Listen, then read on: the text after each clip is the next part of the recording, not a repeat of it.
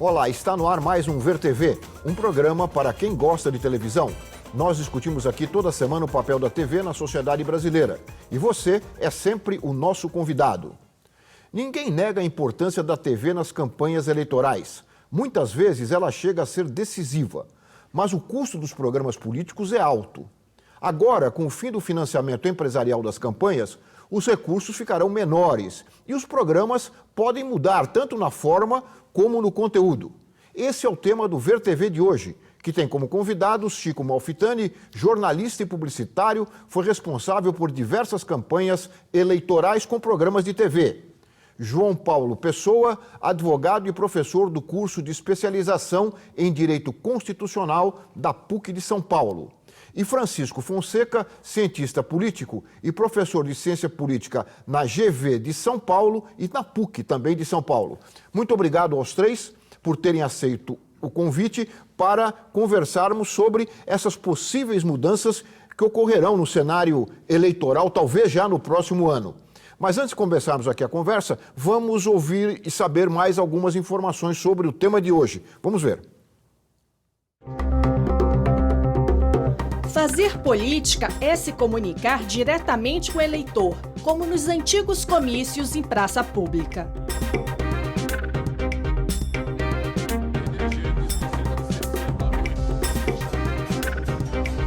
Ou através dos meios de comunicação de massa, como jornais, revistas, rádio, televisão e, mais recentemente, a internet.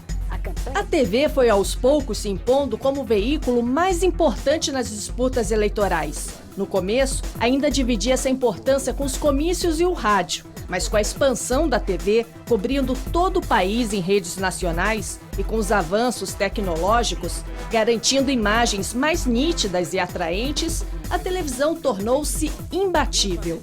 Os programas eleitorais ficaram mais sofisticados, com produções elaboradas, assinadas por publicitários consagrados no país. Nem sempre, no entanto, muito confiáveis. É um pássaro! É um avião! Não! É um fura-fila! Depois do Paz, depois do Singapura, a grande novidade de São Paulo é uma loucura! Fura-fila! Ele anda ligeiro. Fura-fila! Ele passa na frente. Fura-fila! Ele é mais confortável. Fura-fila! Ele leva mais gente! Chega de sofrimento, de tanta demora, ele passa na frente, você chega na hora! Os custos foram se tornando cada vez mais altos. A cada eleição, partidos e candidatos saem em busca de recursos junto a empresas privadas, para bancar principalmente os programas de TV. Considerando essa prática inconstitucional, uma vez que os candidatos representam pessoas e não empresas, o Supremo Tribunal Federal proibiu o financiamento privado das campanhas. Com a decisão, os partidos e os candidatos têm um novo desafio pela frente: convencer o eleitor a acreditar em suas propostas, com um novo formato de programa eleitoral exibido na televisão. Bom, antes de entrarmos, e nós vamos falar muito sobre isso, sobre o financiamento e agora a proibição do financiamento empresarial nas campanhas e o efeito disso nos programas de televisão, eu queria pegar o Chico aqui, já logo no início do programa, já que ele é publicitário também e tem uma experiência grande aí na produção de programas de políticos para a televisão, para falar um pouco de ética. Nós vimos aqui no VT de abertura um pequeno trecho de uma campanha que foi muito usada aqui em São Paulo, que elegeu o prefeito Celso Pitta com aquelas cenas de um trenzinho que tirava... Até hoje esse trenzinho não andou, né? Eu queria perguntar para você, qual é a responsabilidade do publicitário na veiculação de mensagens que são falsas, né? Esse é um exemplo. Bom, eu tenho 30 anos de campanha, 30 anos que eu faço isso, Lalo. Não sei se eu falo, não posso falar pelos meus colegas, vou falar por mim, né? Eu, por exemplo, para refrescar a memória das pessoas agora, recente, nós tivemos o Detecta do Alckmin. Lembra o Detecta do Alckmin no horário eleitoral? Que ele ia detectar tudo sobre a área de... Tudo ia estar interligado por câmeras, sobre a segurança pública. Tudo. Era o carro-chefe da campanha do Alckmin. Onde é que está o Detecta? Então, isso, infelizmente, tem sido uma prática muito grande. Eu, como publicitário, eu tenho procurado, ao longo dos anos da minha vida, falo por mim, tentar fazer campanhas de quem eu acredito naquilo que está dizendo. Eu tenho que assinar embaixo. Porque, assim, é diferente. Os publicitários, em geral, que fazem marketing político, falam, bom, esse é um trabalho como qualquer outro.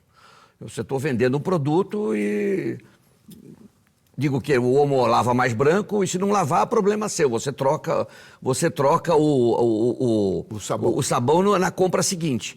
Na política é um pouco mais complicado trocar, porque a compra seguinte vai demorar no mínimo 4 anos. Então, eu acho que, na minha opinião, o publicitário que está sabendo que ele está enganando a população, ele é corresponsável por aquilo que a população... E acho que até do ponto de vista, se o cara pensar do ponto de vista empresarial, é um péssimo negócio enganar as pessoas. Porque de enganos em enganos ao longo das campanhas, o cidadão acaba acreditando que a democracia não traz nada de bom para ele, porque ele está sendo sucessivamente enganado. E se um dia a democracia termina, até o trabalho dos publicitários que enganam as pessoas na campanha vai terminar. Se não é do ponto de vista ético, pelo menos do ponto de vista empresarial, eles deviam convencer hoje tentar convencer aos seus clientes que um grande ganho hoje é falar a verdade e conseguir convencer a população que aquilo é verdade, quanto mais espontâneo for. Será que isso, João Paulo, será que com a nova legislação, quer dizer, com a proibição do financiamento empresarial de campanhas eleitorais, nós teremos uma mudança também nos conteúdos dos programas? Como é que você analisa isso? Eu sei que vocês se manifestaram muito favoravelmente a essa decisão do Supremo. Sim, né? Foi uma ação, inclusive, proposta pela Ordem dos Advogados do Brasil, né? Pelo Conselho Federal da OAB. Acho que tem um impacto mais financeiro, né? Em termos de conteúdo, de investimentos. Acho que vai exigir também uma criatividade maior dos candidatos, dos publicitários e tal. E com relação a um pouco sobre essa responsabilidade, eu acho que mais do que a responsabilidade de quem faz a campanha, né, do candidato, é do próprio candidato, né, que é uma discussão interessante hoje, é essa, né? Qual é a responsabilidade do candidato que apresenta uma série de promessas e ao longo do mandato essas promessas não são cumpridas, né? Qual é a responsabilidade desse candidato que foi eleito, que não cumpre as promessas que ele apresentou, né? Acho que todos têm uma certa responsabilidade na campanha, publicitários e tudo mais, mas, no final das contas, aquele que tem maior responsabilidade, na minha opinião, é o próprio candidato que se torna eleito, né? E hoje esse é um ponto que fica em aberto, né? O que é possível obrigar ou demandar, às vezes, esse candidato que foi eleito para que ele cumpra aquelas promessas, né? O Instituto do Recall, né? Não temos essa possibilidade. Com diversas campanhas, eu me lembro que candidatos falam, não, precisamos fazer, o marketing vai fazer o programa de governo. Eu falo, não, o marketing não faz programa de governo. O programa de governo quem faz é a estrutura do candidato e eu dou uma roupagem. Né? Eu dou uma roupagem para esse.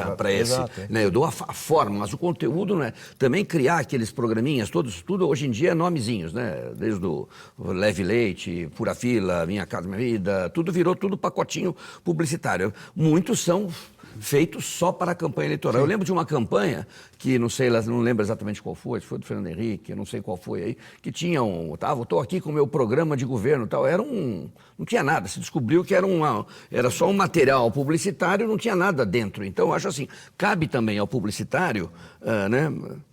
É aquela coisa, né? O fim do financiamento privado, eu acho maravilhoso. O financiamento privado de campanha é a porta de entrada da corrupção que nós vemos hoje no Brasil. Estamos acabando de ver a coisa da Lava Jato, né? Mas eu acho que cabe ao publicitário ter uma postura de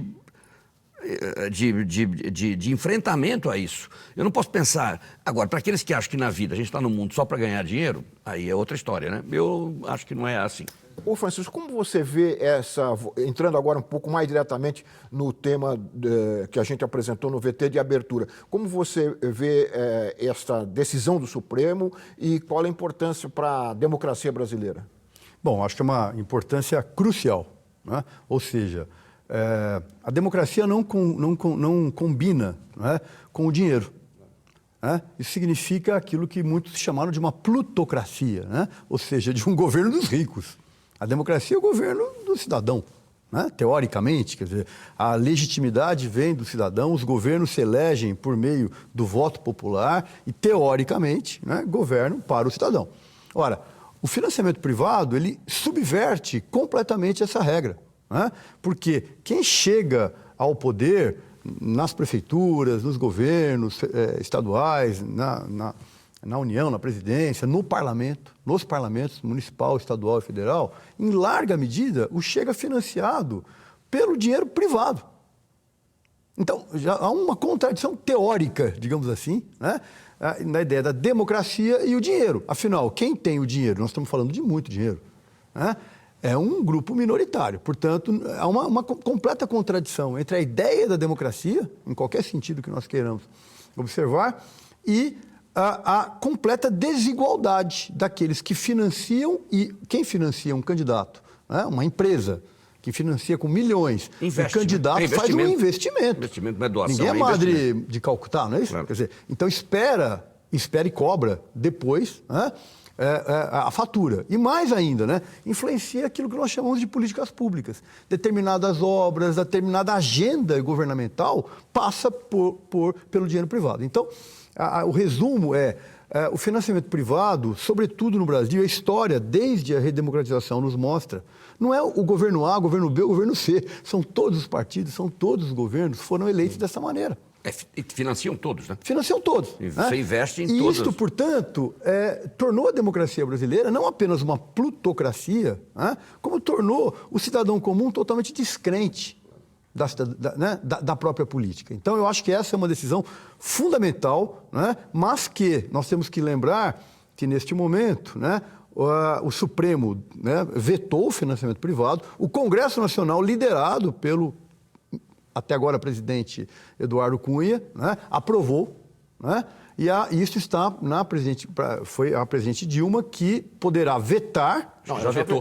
Desculpa, ela já vetou, mas o que o Congresso pode fazer é derrubar o veto. Ela já vetou, mas o Congresso pode derrubar o veto, o que implicará quase que uma crise institucional. Então, isso, na verdade, não está resolvido no Brasil, não sabemos ainda o desfecho. De qualquer maneira, a síntese é que o Supremo Tribunal Federal deu uma grande vitória à democracia brasileira neste momento. Pois é, mas essas mudanças da legislação, essa que vocês estão se referindo, que regula a propaganda eleitoral, essas mudanças não são recentes, né? Como lembra, outras mudanças ocorreram ao longo da história. Como lembra o Carlos Magnanelli, que é um dos publicitários pioneiros em marketing eleitoral no Brasil, e ele faz algumas considerações sobre o reflexo dessa decisão do Supremo no trabalho deles, né, nessa produção. Vamos ouvi-lo.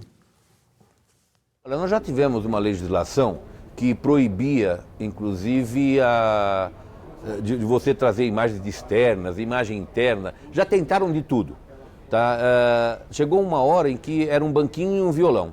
Era você, a câmera e vamos ver o que dá para fazer. Aí você tem uma vantagem de quem tem performance teatral. A performance teatral vai dar vantagem àquele que não tem a performance teatral. Então, se você vai diminuir os recursos da televisão e vai ter um produto, um programa de menor qualidade, quem cenicamente se colocar melhor vai ter um programa mais cênico e muito mais agradável das pessoas assistirem. Por quê? Porque conhece as técnicas cênicas. O impacto nos programas vai ser, com certeza, a queda de qualidade. E como nós temos um padrão de televisão existente, quando você cai a qualidade, você perde a atenção de quem está assistindo e perde na qualidade no formato, né? O programa eleitoral, o conteúdo já não é lá essas coisas. Se você perde o formato também, eu acho que vai ser difícil você ter qualquer audiência num programa mal formatado e com conteúdo duvidoso.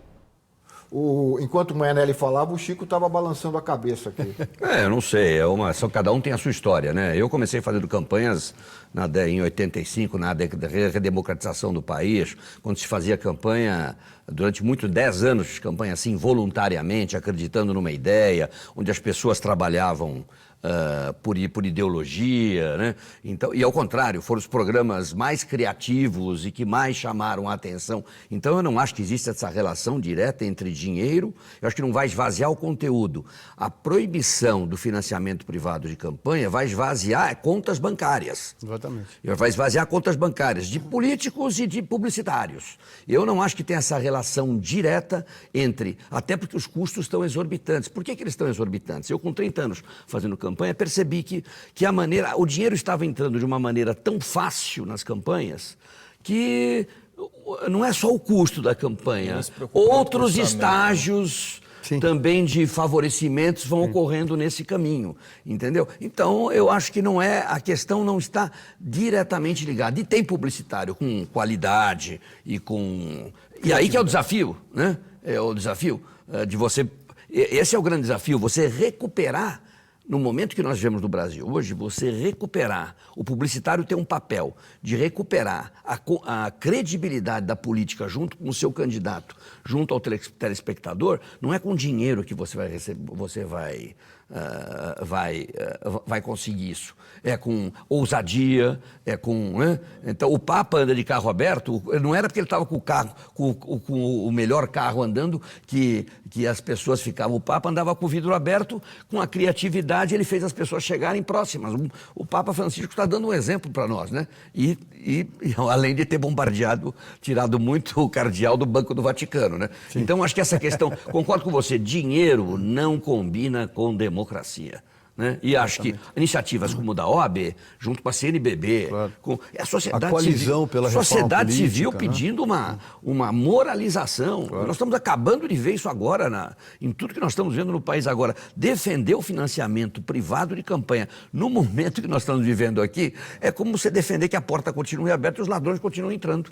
Muito bem, Chico. Faz um intervalinho. O Ver TV volta já conversando aqui com os nossos convidados sobre o financiamento privado de campanhas, o fim do financiamento privado de campanhas por empresas e o impacto na televisão. Nós voltamos já.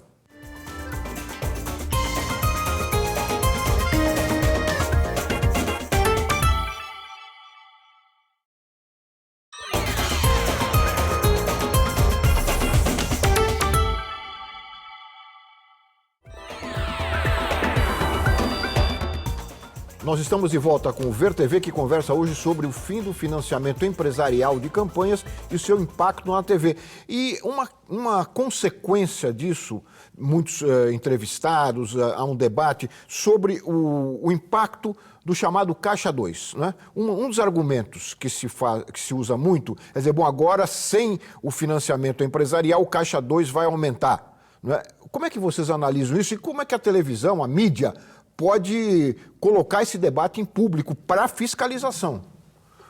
João. Não, o Caixa 2, ele existiu, né? Existiu e vai continuar existindo. Da mesma forma que você afirmar que não vai mais existir crime, né? Em nenhuma esfera de crime. Então, não existe isso, né? Por mais que o que a sociedade ela precisa fazer é sempre criar mecanismos melhores de fiscalização e de combate aos crimes. E o Caixa 2 não deixa de ser um tipo de crime. É um crime eleitoral. Então, o fato de você aperfeiçoar o sistema político eleitoral com relação ao financiamento não exclui o combate e uma maior fiscalização em relação ao Caixa 2. São duas coisas diferentes. Né?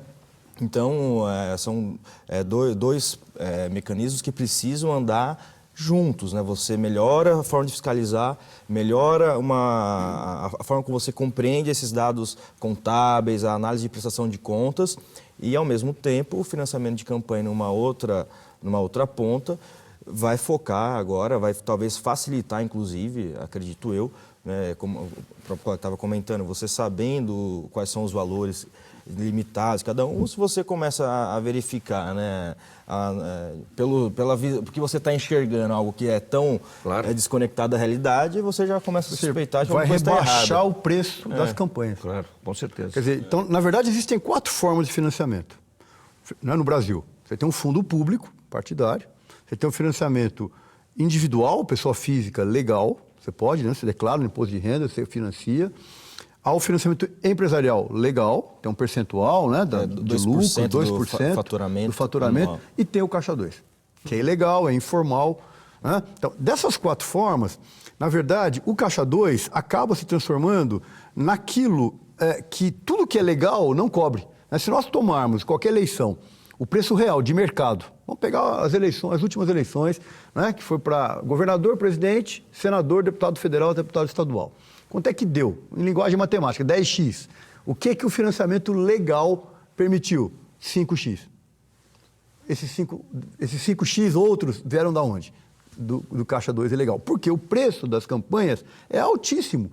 E a culpa disso é o próprio financiamento privado legal. Então, o financiamento privado legal, ele é o estímulo para o financiamento privado ilegal. Há uma relação direta entre Não, e aquele exemplo que dois. você deu, muito correto, quer dizer, esse argumento que vai continuar o Caixa 2, então assim, então não tem legislação mais para punir criminoso, claro, porque o crime vai continuar. Lógico, sem dúvida. Quer dizer, é tão absurdo, eu vi, desculpe, o ministro Gilmar Mendes falar isso, que vai continuar o financiamento. Um ministro do Supremo dizer que então não tem que ter punição para quem comete, quer dizer, então nós não vamos criar mecanismos para dificultar, né? Agora, mais uma coisa, desculpe, Alara, é o seguinte, para mim é uma questão muito simples. A cada ano que passa, eu que faço campanha há muitos anos, os tribunais eleitorais, regionais e até o nacional, estão se aperfeiçoando na fiscalização das contas de campanha. E ele sabendo que esta campanha recebeu 2 milhões, essa campanha também 2 milhões do fundo partidário, essa também 2 milhões... Essa diferença...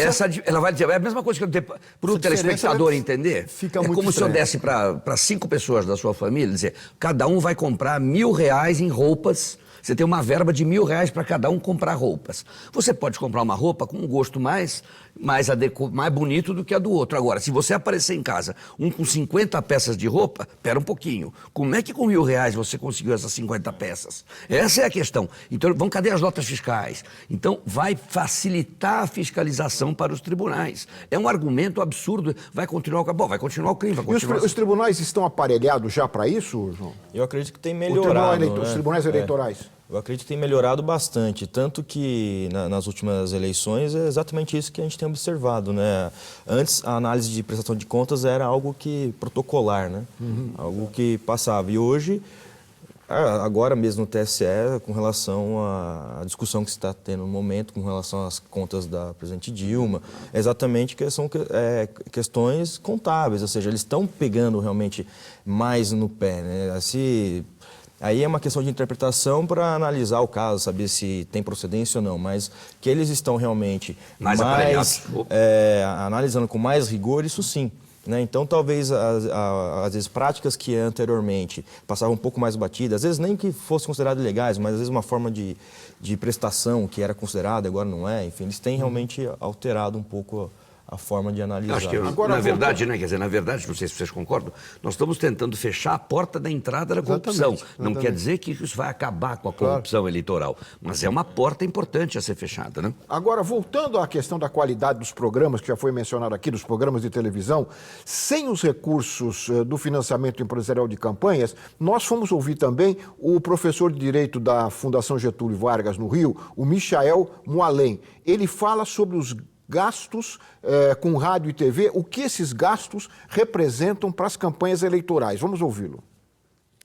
A programação audiovisual, ela representa aproximadamente 18% dos gastos globais de uma campanha política. É o segundo maior gasto em termos absolutos, só perdendo para gastos com pessoal. Então, que é 33%. Então, significativa parcela, quase 20% de todos os recursos são gastos com essa parte da produção e custos de audiovisual. Então, por um lado, tendo menos recursos e tendo menos tempo para fazer campanha agora, naturalmente essa parte deve ser afetada. Os programas devem se tornar mais simples. Mas eu acho que tem um certo risco aí, uma certa discussão a ser feita ainda, que é a simplificação, a frugalização dos programas pode também torná-los menos atrativos. Um programa muito simples, ele também é menos interessante. Então isso pode ocasionar uma queda da audiência ainda maior dos programas eleitorais, se eles forem muito simples. Por outro lado, os programas eles também são um espaço de competição entre os candidatos. Às vezes o candidato a campanha que quer ser mais criativa, ela eventualmente investe um pouco mais no seu programa de TV, ou uma proposta mais criativa, mais inovadora, eventualmente possa custar mais para ser explicada e exibida na TV. Então eu receio só que, por um lado, por mais que exista esse aspecto positivo da queda dos valores globais de uma campanha, porque eles podem trazer um pouco mais de nivelamento entre candidatos, por outro, pode ocasionar a simplificação e a menor atratividade dos programas de TV. Bom, esse é o desafio, né, que você já tinha falado. Isso é o risco que a democracia tem que correr. Quer dizer, eu não concordo. Primeiro, eu acho que eu não sei que campanhas, que pesquisa ele fez que o custo de rádio e televisão é 17% do custo. Completamente subestimado. Subestimado. Aqui. Normalmente é 70%, chega a 80%, vai modestamente, agora com as reduções, 60%. Então, os custos de rádio e televisão são outra coisa. As campanhas ficaram muito caras. É claro, os programas estão mais sofisticados. Mas eu acho que, eu vou dizer abertamente aqui, eu acho que as campanhas não ficaram tão caras só por causa dos custos de campanha. É porque as campanhas, com o dinheiro fácil entrando, muita gente está ganhando dinheiro nas campanhas eleitorais. Quer dizer, há uma superestimação de custos, é isso? Não sei se é só superestimação de custos ou se pessoas envolvidas nas campanhas, nas coordenações políticas... Não, superestima para poder ter para o dinheiro poder rodar aqui e ali. Agora não, o dinheiro que vai entrar é para fazer realmente a campanha. Isso é um avanço. Às vou te falar com até uso de empresa laranja, né? É claro. Às vezes você usava uma empresa ou outra laranja, né? Pode ter acontecido isso. Para fazer pagamento. Justamente, para fazer pagamentos, que na verdade não resultaram em produtos nenhum, né? Só para poder emitir nota e justificar saída de dinheiro. Quer dizer, eu acho que em todos os aspectos há um avanço. Porque... E acho assim...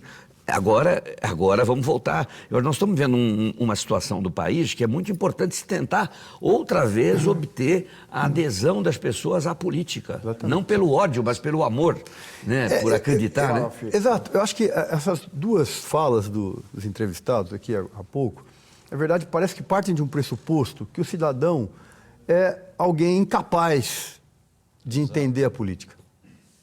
Né? Então precisa de pirotecnia, de atores, de trenzinho que voa. De trenzinho que voa, de cenários extremamente sofisticados. Não precisa. E as pessoas não querem isso.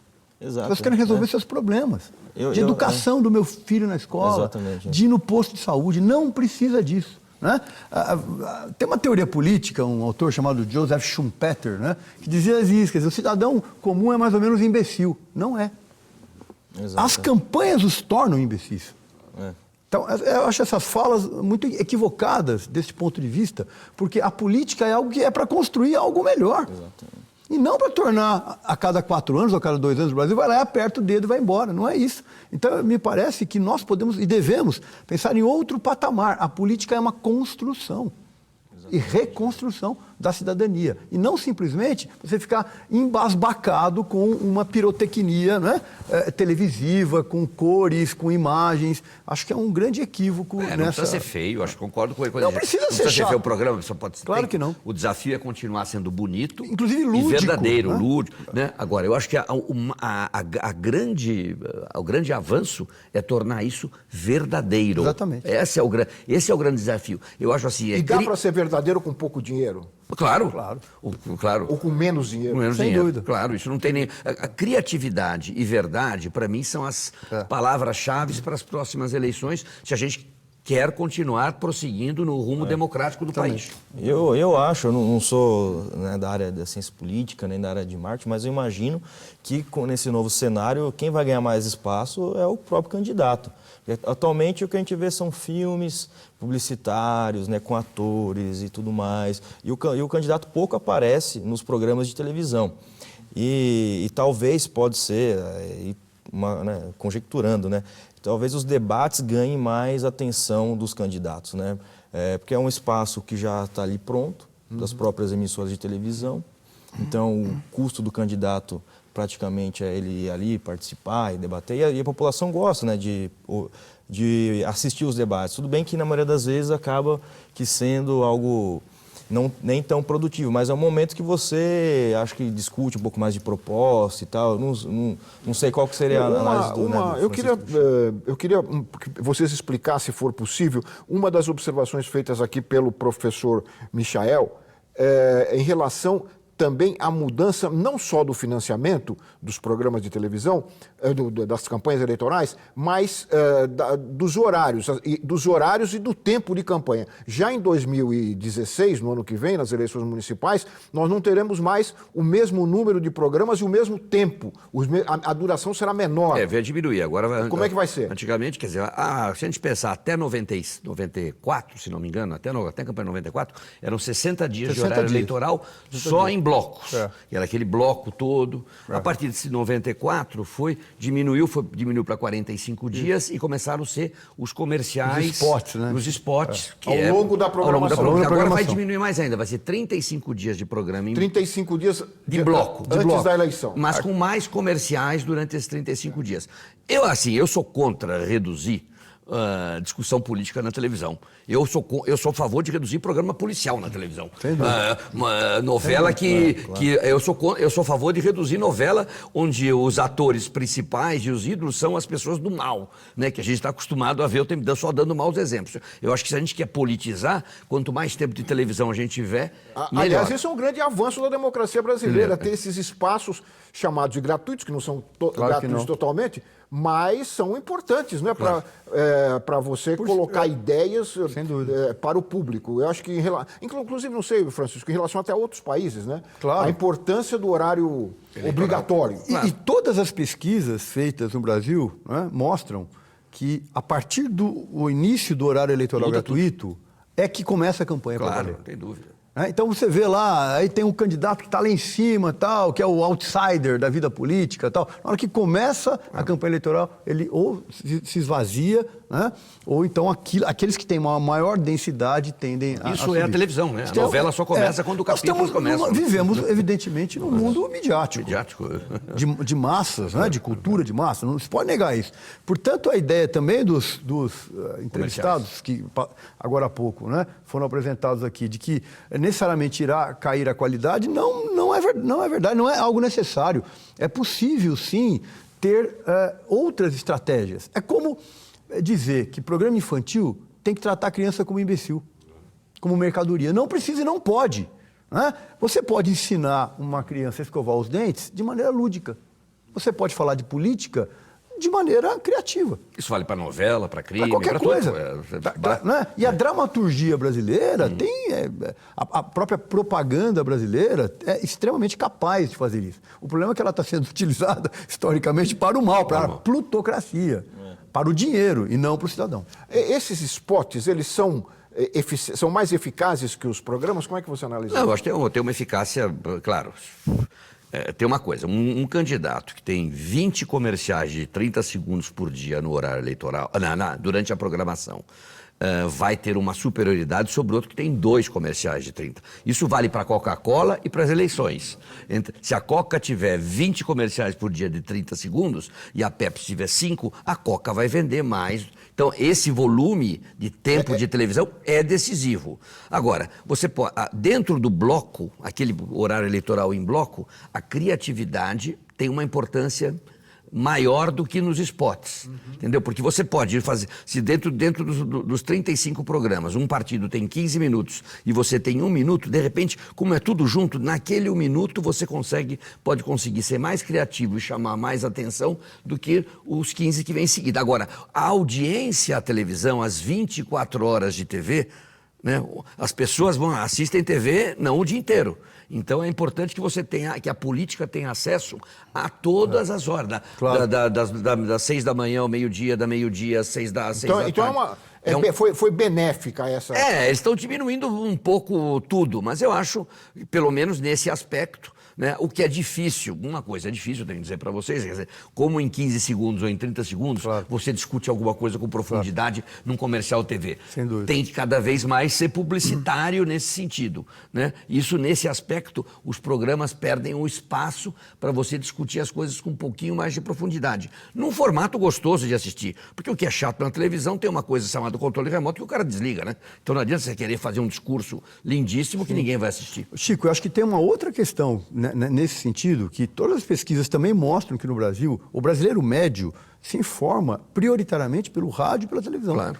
É verdade. Quer dizer, a internet é para metade dos brasileiros, não podemos esquecer desse dado, né? Então, os leitores de jornais, de revistas, são absolutamente minoritários. Então, a televisão e o rádio ocupam um papel crucial na democracia brasileira. E a própria mídias sociais. Continua sendo. Você usa os comerciais de televisão e os programas nas mídias sociais. Claro. Então, na verdade, é um veículo diferente, mas o produto que está sendo vendido é o mesmo. Chico, mais um intervalinho. O Ver TV volta em seguida, conversando aqui com os nossos convidados sobre a propaganda eleitoral na televisão. Nós voltamos já.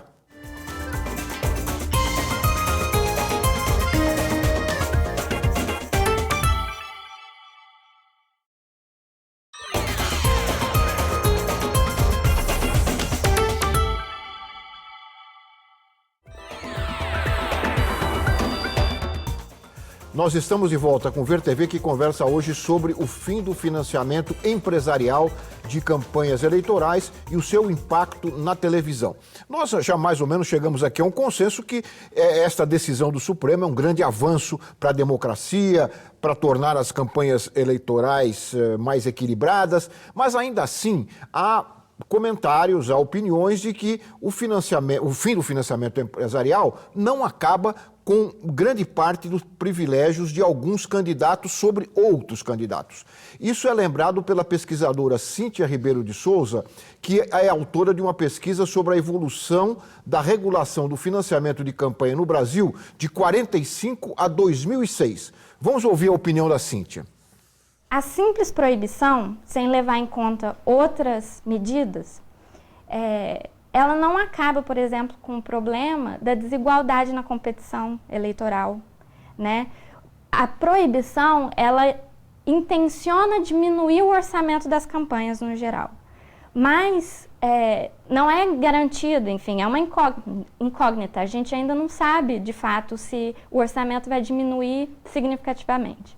Então, essa proibição simples não lida com esse problema da desigualdade na competição, porque os limites para os gastos ainda são muito generosos, né? Então as campanhas milionárias não vão acabar. Essa proibição também não lida com o fato de que pessoas físicas com rendas diferentes vão poder contribuir quantias diferentes. Então a desigualdade na participação do financiamento não é atacada com essa proibição, né? A desigualdade pode diminuir a escala em alguma medida, mas a lei é falha ao permitir, né, e sancionar essa desigualdade, porque os limites são definidos em relação à renda dos doadores. Então, enfim, eu acho que o STF sinaliza positivamente, mas a gente teria que discutir outras medidas para dar uma completude para essa solução, né? Para que essa solução fosse satisfatória de fato. O gasto de campanha, desde 1945 até agora, ele nunca foi limitado, né? Então, e agora os limites propostos são muito generosos, né? Assim, no Piauí, o candidato a deputado federal vai continuar vai poder gastar 4 milhões. Então, ainda continua muito generoso e é um gargalo muito grande na legislação. Por isso que eu acho que a gente tem que ter certa cautela quando pensa que a simples proibição do financiamento privado vai resolver todos os problemas. Não vai.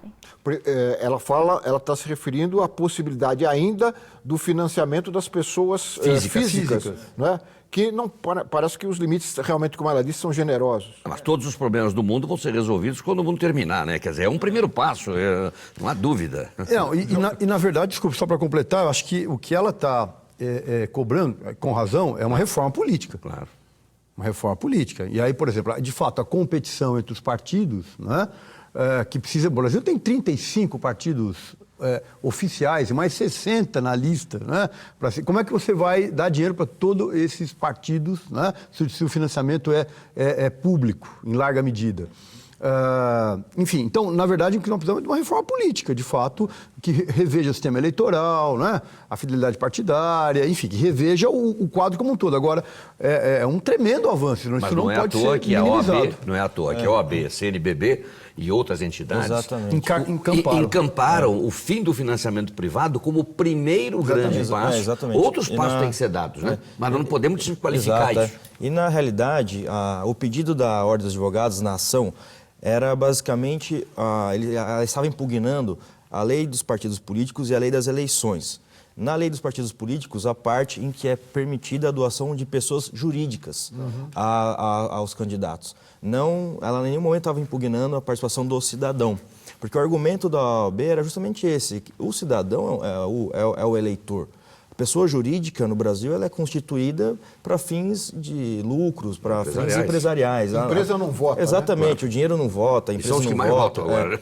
E no final das contas eram as empresas que estavam delimitando, estavam influenciando de tal maneira nas eleições que o cidadão mesmo participante estava sendo um mero participante da eleição e não um agente de mudança realmente, né, de interferência. Quer dizer que agora a gente precisa ter também uma atenção, como ela chama aqui essa atenção, para o financiamento da pessoa física. Então, resolvido o problema da empresa... Claro, um passo de cada vez, né? E com relação ao financiamento de pessoa física, o que a OAB estava questionou na ação, era o fato de que há um limite da lei de 10% da renda bruta do último ano da pessoa física. Então, isso, no final das contas, cria uma discrepância entre os mais ricos e os mais pobres. Claro. Se eu coloco um limite de percentual fixo, então, se eu ganho mais, eu posso doar mais. Se eu ganho menos, eu dou menos. Claro. Né? Então, o que a OAB estava pedindo é para que o limite ele fosse um limite igual. R$1.000. Que fosse. Cada um pode dar. Porque aquele, por exemplo, o candidato lá do bairro, que tem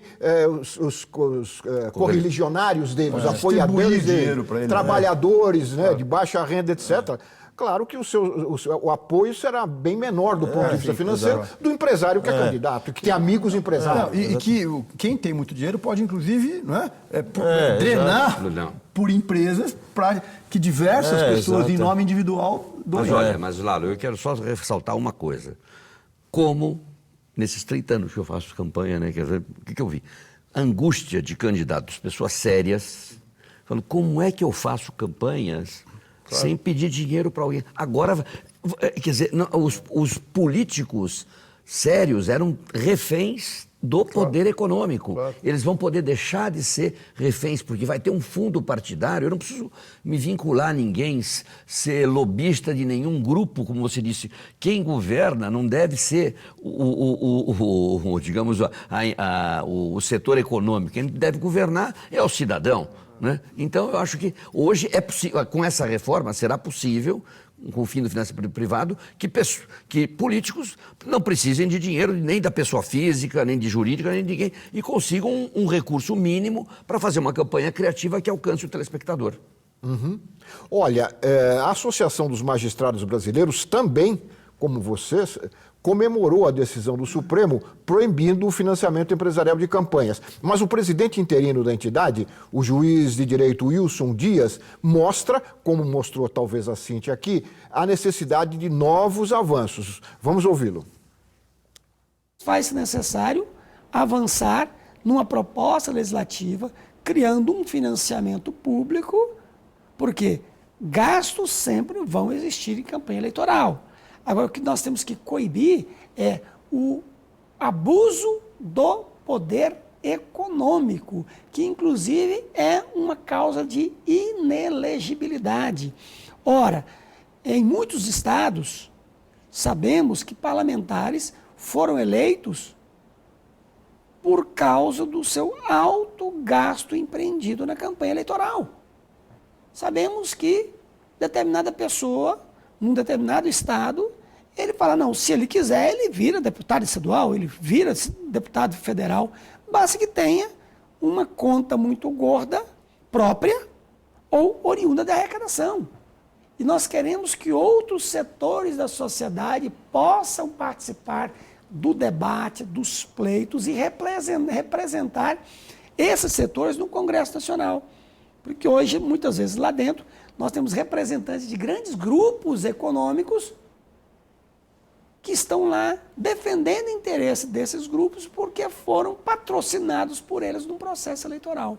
Então, nós precisamos pensar no papel da televisão brasileira, no processo eleitoral, diante de uma probabilidade de menor arrecadação. Estou falando de arrecadação formal, legal. Não estamos falando de arrecadação debaixo do pano, arrecadação que ocorre muitas vezes na penumbra, às ocultas, às escondidas. Estou falando de arrecadação formal, legal, arrecadação que hoje, com essa decisão do Supremo Tribunal Federal, caso não tenhamos aí uma mudança na própria Constituição Federal e que venha restabelecer o financiamento privado de empresa-campanha, nós temos então que repensar como que será a propaganda eleitoral na mídia, como será a propaganda eleitoral na televisão, porque é um caminho sem volta. Não tem como voltar para a campanha tradicional antes de divulgar as suas ideias de uma praça em cima de uma carroceria de um caminhão. Não tem volta mesmo. Não tem. Na televisão tem que se... A televisão, os publicitários têm que reinventarem. Claro. Esse é o desafio. Para isso que existimos, né?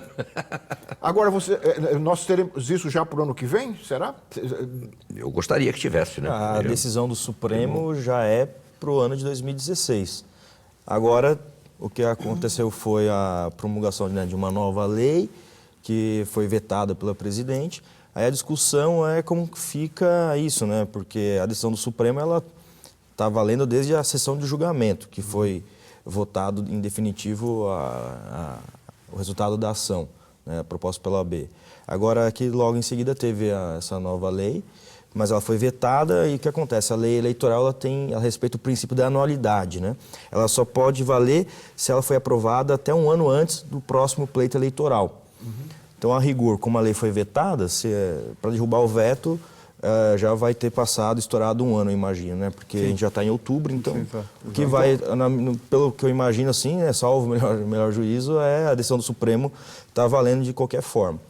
Francisco, como é que você vê o futuro agora, a partir... A gente, às vezes, parece estar dando passo para trás, mas dessa vez andamos um pouquinho, né? Mediante tantas notícias ruins, essa é a grande notícia boa que nós temos que comemorar. Eu apenas gostaria de insistir na questão da fiscalização daqui para frente, se de fato se consolidar, né? Quer dizer, eu acho que nós precisamos também ter uma inventividade. Não é apenas o Tribunal Superior Eleitoral, me parece que, primeiro, um reaparelhamento, uma maior articulação, por exemplo, com o COAF, né? Que é um órgão do Ministério da Fazenda que lida com transação financeira, Receita Federal, quer dizer, Ministério Público, né?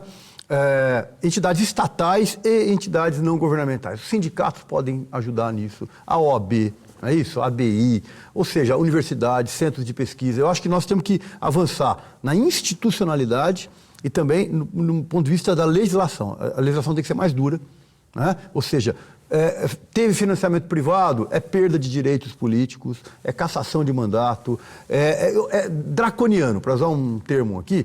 A legislação tem que ser draconiana e as instituições muito ativas e muito interligadas. Então o Brasil precisa se reinventar para poder fazer valer, porque se nós continuarmos debaixo dos panos com uma legislação nova que proíbe o financiamento privado, vai ser mais uma decepção à democracia e isso é muito perigoso. Então acho que eu deixaria esta preocupação para a nossa reflexão. E, João, as entidades, OAB, todas as entidades que entraram com essa ação, elas estão preocupadas também com os novos desdobramentos? Quer dizer, haveria a possibilidade de novas ações para, por exemplo, limitar também essa participação das pessoas físicas então, na campanha? Essa, na verdade, foi uma preocupação da OAB no momento que ela entrou com a ação. Porque ela, na ação, ela pedia para que o Supremo ouvisse, desse um prazo para que o Congresso Nacional editasse a legislação que delimitasse os percentuais ou valores fixos e tudo mais.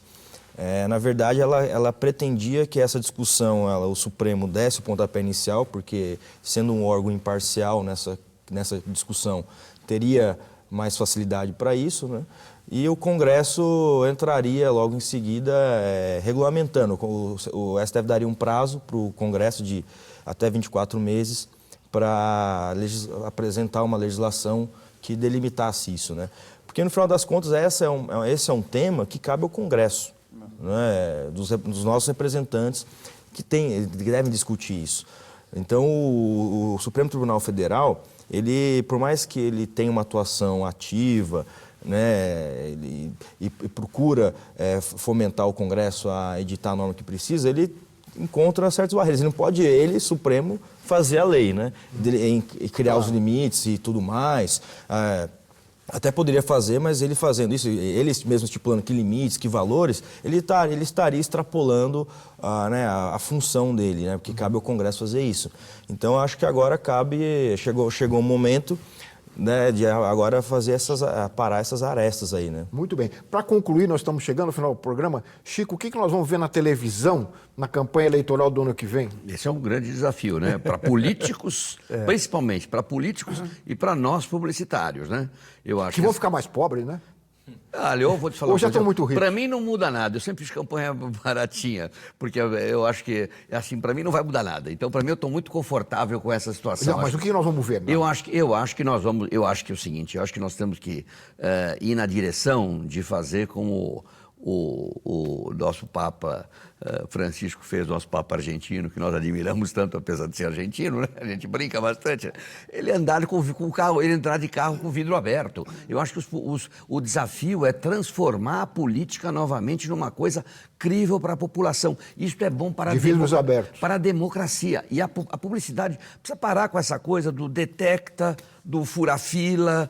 Gente, isso não pega mais. Eu tenho observado alguns programas eleitorais agora, os horários que partidos colocam na televisão. Eu falo, eles não entenderam nada. Eles estão repetindo fórmulas que já estão absolutas. Venha para o PR, não sei. Gente, parece que eu acho que ainda é uma fonte de, digamos, de engordar contas bancárias, não de vender realmente uma ideia interessante da política. Muito bem. Um pouco antes das eleições do ano que vem, eu espero vê-los aqui outra vez para a gente analisar já no concreto o que realmente está mudando na TV a partir da nova legislação. Muito obrigado a vocês três. Eu quero agradecer também a você que nos acompanhou de casa. Lembrando que vocês podem entrar em contato conosco aqui no Ver TV pelas redes sociais, pelo Twitter, pelo Facebook e pelo nosso endereço eletrônico, que é o vertv@ebc.com.br. E você pode também ver a íntegra dessas entrevistas no site do nosso programa. Até a semana que vem com mais um Ver TV, um programa para quem gosta de televisão. Até lá!